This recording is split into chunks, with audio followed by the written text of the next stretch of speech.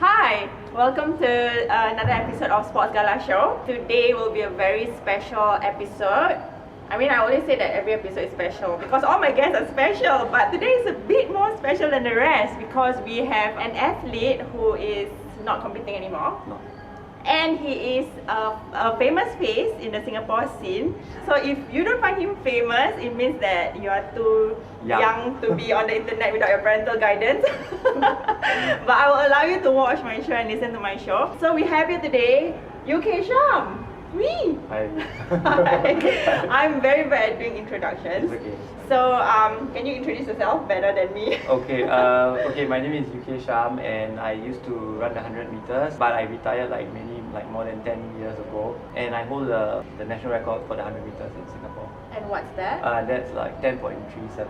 And when did you set that? That was set in 2001. And they're away. Aselawang's got a, but UK Shyam is going well. He's got a good chance of the silver. And Selawang and UK Shyam takes the silver. Oh, that's Wow, and Very it's still long not ago. beaten yet. It's true. Yeah. Wow. So in SAA terms, when you break a national record, you get money, right? No. No. No, that time no. By that time because I think a lot of people like to watch the 100 meters. After the record was broken, I did get a lot of help from the public. So we understand from your past running career that it's not only the good side that was portrayed of you, but the bad side as well. Yeah. So tell us more about that. Well, so after I had gotten a lot of attention and I had a lot of sponsors and all that, maybe there were sometimes like run-ins with NSA. Sometimes the press tried to paint me out as like sort of a bad boy of sports and all that kind of thing. It depends on how like the media frames the stories like that. And I think I had a bit of a reputation because I was a bit like outspoken, because I was unhappy with like a lot of policies. For instance, at that time they didn't allow us to run like the 100 meters individual because they felt that you're not good enough to run the 100. Really? And so you should just focus on the relay. So like basic things like even going to overseas meet to try out in the 100 meters was not even allowed out, which I felt was something that everyone needs to improve. Like everyone needs to be exposed to the 100 meters. Yeah, and if your base speed improves, then the relay can run fast also. I voiced it out, but the problem is that in order to cut your times down, you need to race. So if you just run in Singapore against locals, you will never improve. Yeah, you really need to go out and run with faster people, and that's the way it's done in the rest of the world. Another issue was like funding like financial support. Of course not huge sums, but even like money to eat or transport. So it's not an issue of like not having talent, but certain like mechanisms need to be in place for local athletes to improve. But do you see any improvements or changes in the policies in the sports industry since your time and my time? Yeah, actually, like there have been a lot of improvements in terms of funding that Sports Council, Sport SG provides and all that kind of thing. That one was called Athlete Career and Training Scheme. Okay. They had picked a few athletes to fund our full-time training and also to pay for our university and all that, right? But I got that only after I broke the national record. So the issue is like actually funding needs to be done not only after the results but on the way to help the athlete achieve the results. So we also need to look at like from the point of view of the administrators because it's public funds, they can't be just anyhow like giving out money to anyone who supposedly shows potential. But I think that if you sit down with coaches and the NSA, you can ascertain the level of potential the person has, and it's also about how fast is the person running, right? So if you look at the training age, like how long has this athlete been in the sport? Is this guy just like someone from JC1 or JC2 and then he's running 10.8? Is he training a lot, or is it a bit of training and is he still running so fast? Then all these things actually can give us signs that this person, if we give him the chance, he can actually improve a lot. So there are ways to help the athlete on the way to that big, that big glory lah. But of course, we cannot give them too much leeway, right? If they are, if there's a reasonable, achievable amount, then the funding will definitely help and nudge the person forward. And I also feel that administrators who provide the funding, they need to know the sport. Definitely. Yeah, you were talking about sprinting, but sprinting is just one sport. Correct. Yeah. And then like so for your rowing and all that. So the issue is that sometimes it's very important like to know the specificities of the sport. And for you, before you received that funding, how were you surviving sports and life? That was a really big issue because I come from a single parent family and my mom was just like a tuition teacher. In NS I was actually like surviving on I think like $290 a month. Wow. Yeah. And then I think at that time the funding was like about might be $600 a year. So the funny thing is I actually trained here. So like after camp I would come here and have a meal there.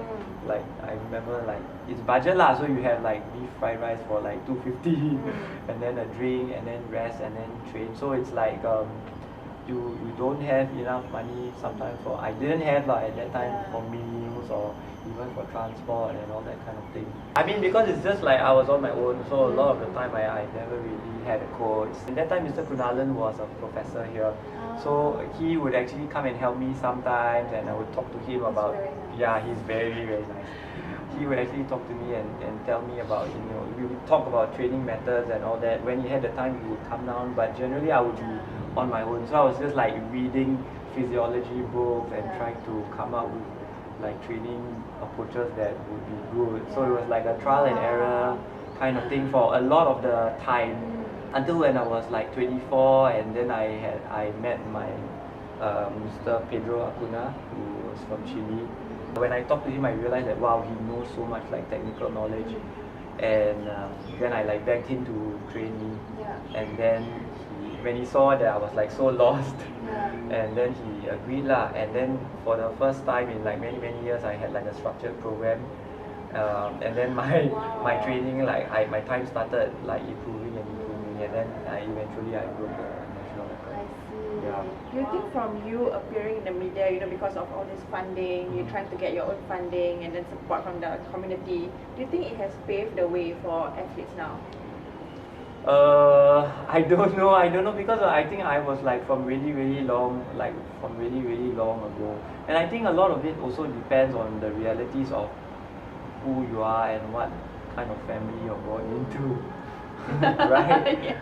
So like I mean because I didn't come from a wealthy family, I think that actually that also meant that I was so dependent on like funding.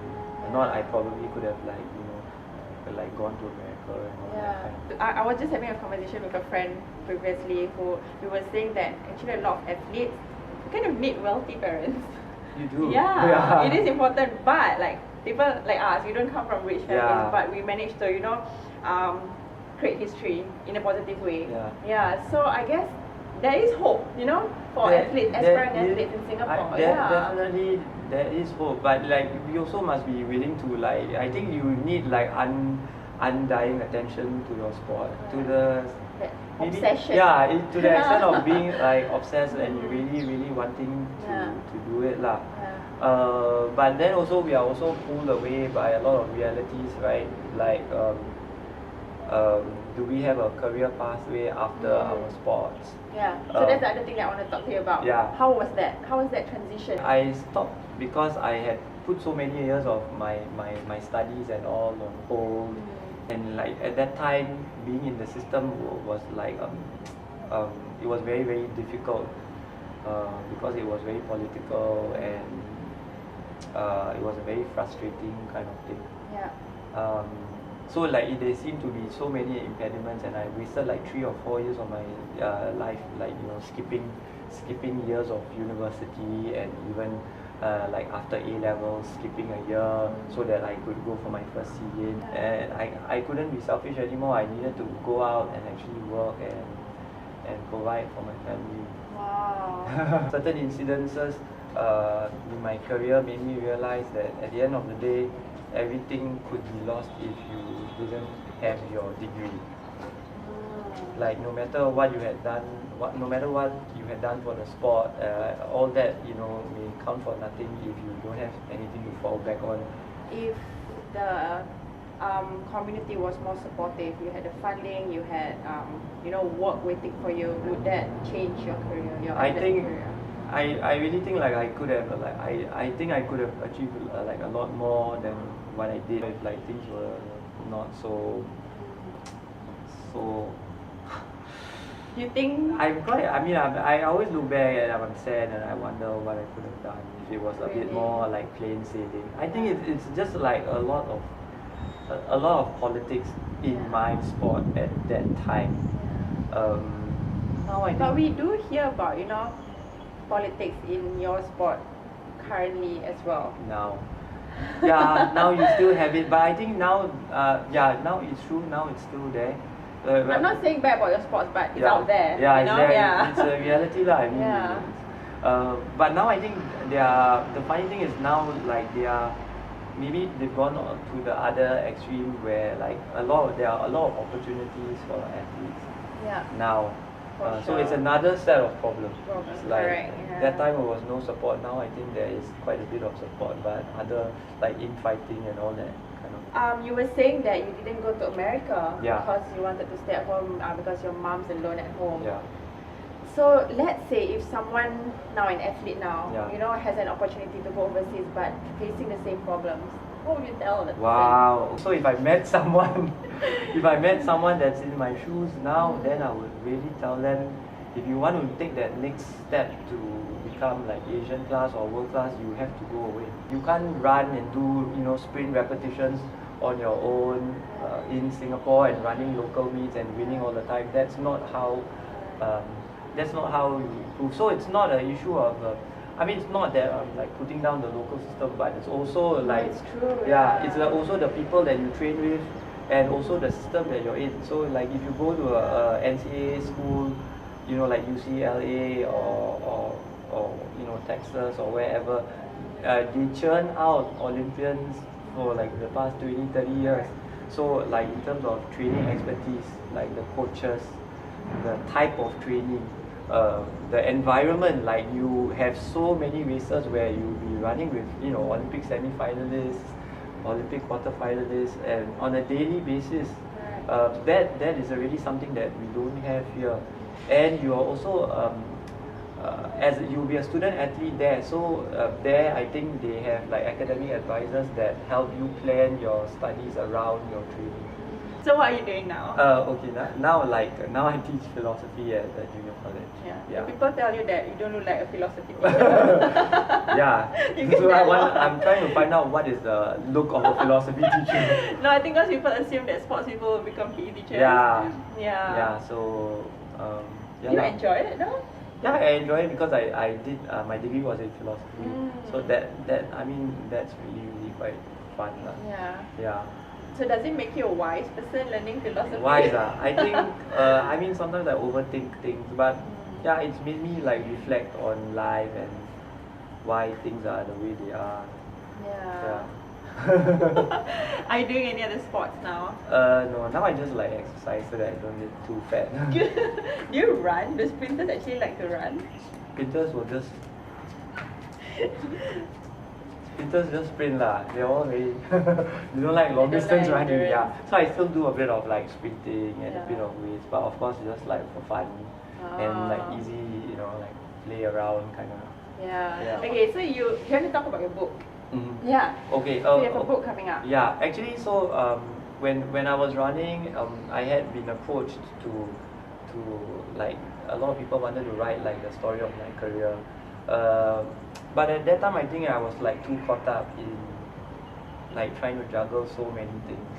Yeah. And then of course now it's a bit late, but I just look back and then I feel that it's important for people like to know my story, not because like what I achieved is great, like definitely not, but because like maybe like all of us can learn from learn from the past, also like like not make the same mistakes, and also at the same time like be optimistic and thankful that things have improved in some ways. Yes. Like sometimes when I meet some of like the current athletes, they do like sort of complain, but and then I'm thinking like, wow. Yeah. I mean, you don't want to be like this old uncle and say, oh, in my time.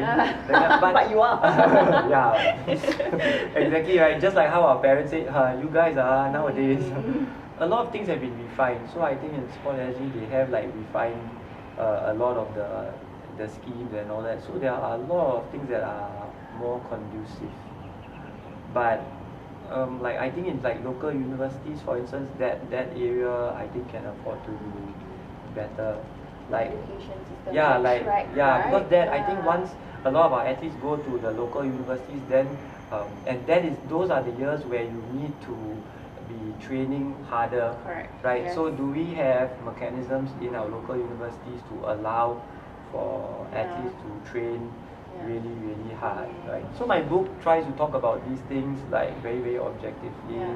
The writer is Kenneth Koo. He was a track and field athlete, a 400-meter runner, and like the track captain of some of the sea games. So he tries to write a very balanced, like looking at the issue from both sides of the coin. So I hope like it makes people think about issues that face our local sporting landscape, and you know, And behind the scenes. and behind That the people scenes. don't really Yeah, see. yeah, exactly. Yeah. So exactly behind the scenes, because sometimes like you just see something in the press and a lot of things are framed in a certain way, and if people don't know about sports, they won't realize, you know, like the difficulties an athlete goes through, or that kind of thing. It's being edited by Ethos Books. It's just really it's a human interest story that revolves No, around but sports. I think other athletes, those foreign athletes biographies. Yeah. There's a lot to learn from sports, a lot to Yeah. learn from an athlete's life. Yeah. The amount of money that I get from my sales, like I will be giving it to underprivileged like sports kids. Last question of the day. We're gonna wrap up our conversation. Do you have any advice for aspiring athletes out there, current athletes, anyone? Wow. Okay. I think that like if you love the sport, no matter what sport you're in, you should just go out all out and do it. Like follow your passion, because like you're only young once, and like there's a window, right? And you need to grab like that window of opportunity. Thank you so much for sharing your stories. And for me, as an athlete, I would like to personally thank you for paving the way for us. I mean, Okay. from what you do, from your stories, from all your newspaper articles. I know it was hard for you, like whatever I've been through as well. Being in the media because of the you also funding had- thing. Yeah, no one knows how hard it is. Only we Exactly. know. Yeah. But sometimes we don't know how much we're doing now will actually help the future Yeah, athletes. I hope that like things get better. Yeah, I Things hope have that gotten too. things have gotten better, but I think they definitely yeah. have. Like, So that's why I feel also that like we must be careful not to. We also have always like blaming, yeah, right, we the always government, we have a culture of complaining where we are just blaming, and we feel that it's our right, and we are slamming like the policies even though they are really good. So we have a lot to be fortunate about, like, and happy about also. Yeah, I feel that if we want to help the athletes or the sporting community, we come forward and help instead of complaining behind their computer screens. Yeah. Like if they have a match going on, come down and support. Yeah, right? exactly. So on the behalf of the current athletes, thank you. Okay. Thanks for Thank you for inviting sharing me. your stories. Thank you for writing this book. I will definitely help to share it around. Yeah, because- please do. Yeah. Yeah, I feel a bit embarrassed because it's like, well, I'm not like trying to blow my own trumpet or something. It's just to get your story out there. I think Yeah. Singapore stories in general I think have people value. need to know the truth as well. Yeah. Yeah, because from the truth, like ideas will develop, opinions will develop, Yeah. and then that's how people And improve. it's good to hear like both sides of the story, and just like learn from the past. Yeah. Alright, thank you for your time. Yeah, Okay. thank you so much, and thank you guys for watching. Bye.